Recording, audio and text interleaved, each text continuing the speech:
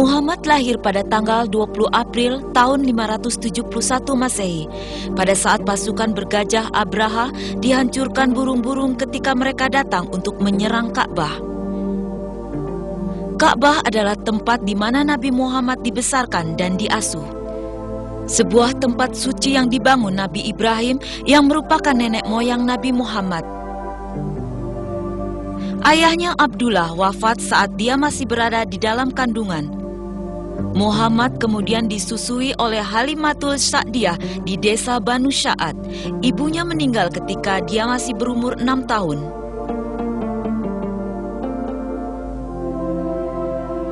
Rasulullah bekerja sebagai penggembala kambing dan menjalankan usaha bersama seorang janda, Khadijah binti Khuwailid, kota Mekah tempat Rasulullah menghabiskan masa remajanya.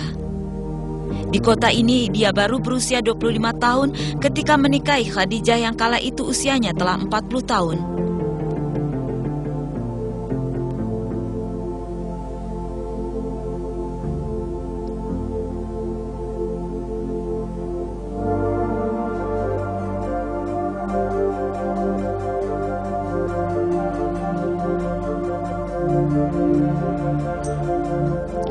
Jalur ini telah dilalui Muhammad dalam perjalanannya ke Gua Hira di puncak Bukit Nur, Bukit Cahaya. Khadijah membantu suaminya yang tercinta dengan mengirimkan makanan secara teratur.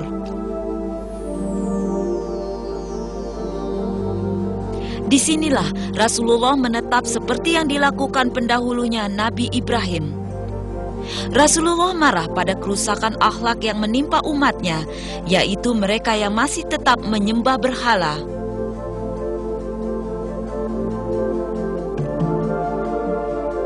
Dia menerima wahyu pertamanya, ayat Iqra, Bismi Rabbikal Ladzi Khalaq, bacalah dengan nama Tuhanmu yang menciptakan. Peristiwa ini yang secara resmi mengesahkan Nabi Muhammad sebagai Nabi yang terakhir. Kisah ini terjadi pada tanggal 12 Ramadan atau 6 Agustus abad ke-6 Masehi. Dia kemudian memulai misinya melanjutkan pengajaran yang dilakukan nabi-nabi sebelumnya.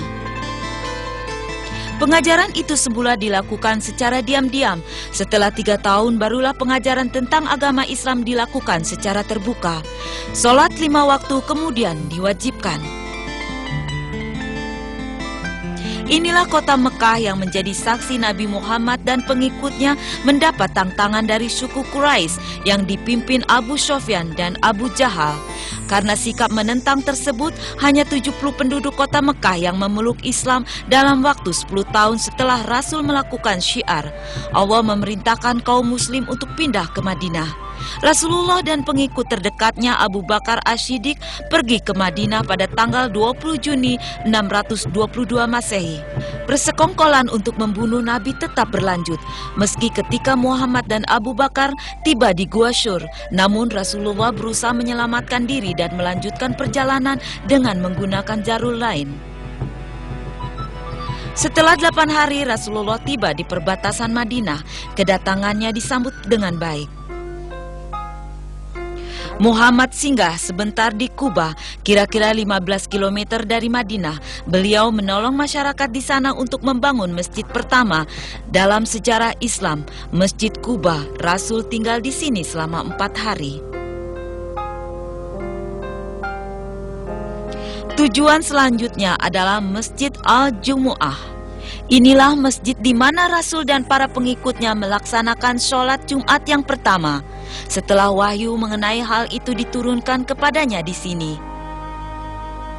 Masjid ini berlokasi di halaman rumah Banu Salim bin Auf.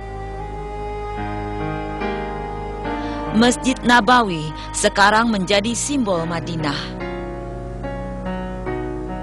Kota inilah yang menjadi tujuan akhir Rasulullah.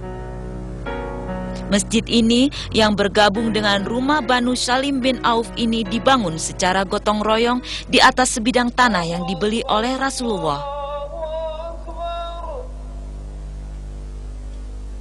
Di masjid inilah panggilan untuk sholat azan diperkenalkan.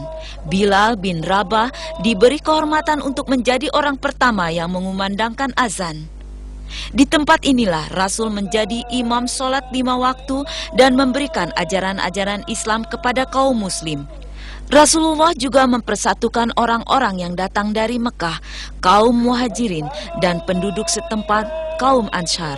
Dengan demikian Islam terbentuk dengan Rasulullah sebagai pemimpinnya. Setiap gerakan dan aktivitas Rasulullah dicatat dan diingat oleh para sahabatnya. Dari sinilah wahyu-wahyu dan perkataan Nabi disusun ke dalam Al-Quran dan Al-Hadis.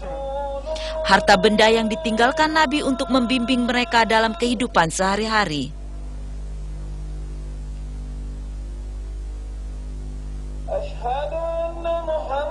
Masjid ini awalnya hanya seluas 2000 meter persegi, kemudian ditambahkan lagi 500 meter persegi pada masa pemerintahan Sayyidina Utsman bin Affan.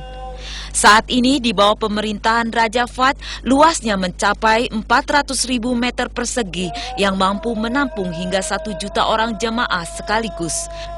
Rumah dan makam Rasulullah terletak di dalam masjid. Masjid ini berdiri megah dan interiornya dilengkapi dengan fasilitas modern dalam bangunan yang luas.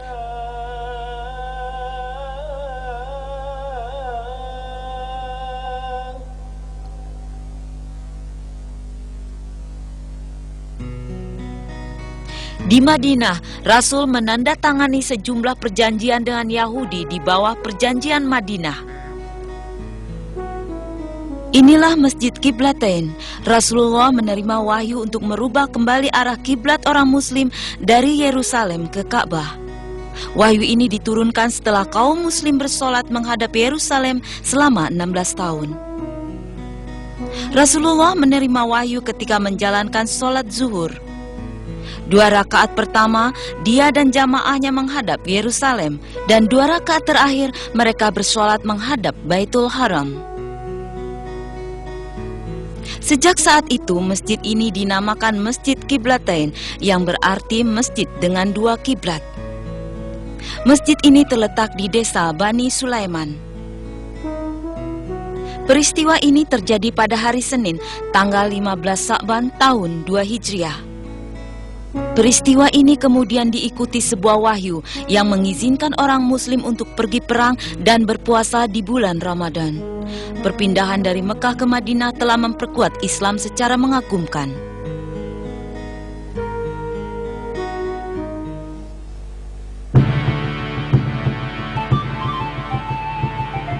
Pada tahun 2 Hijriah, Abu Jahal dengan 1000 pasukan berkuda Quraisy datang ke Madinah untuk menyerang.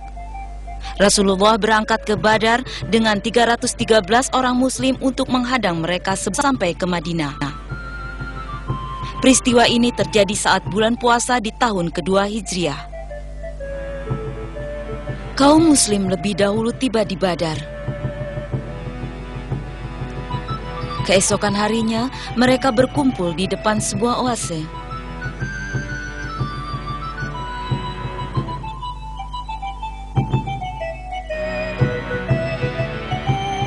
Tentara Quraisy datang ke medan pertempuran. Bagian pertama adalah tantangan untuk menang dengan 3 pemenang di setiap pihak. Namun 3 orang dari pihak Quraisy tewas. Perang pun diumumkan.